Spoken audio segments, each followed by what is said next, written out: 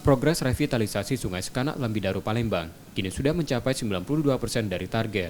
Pemerintah Kota Palembang pun optimis proyek revitalisasi itu dapat rampung dan difungsikan pada Januari 2022. Pembangunan tersebut dimulai kembali pada pertengahan tahun ini setelah sempat terhenti karena pandemi COVID-19.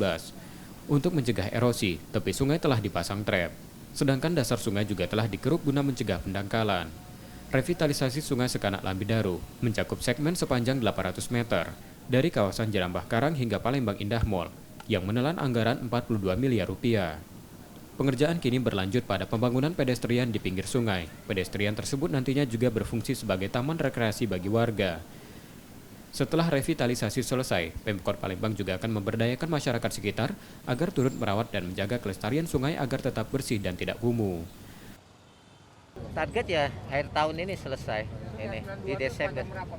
92 sepanjang di 400 ya kemarin Pak ya. Kiri kanan 800. Jadi kiri kanan kita 800 itu. Kerjaannya.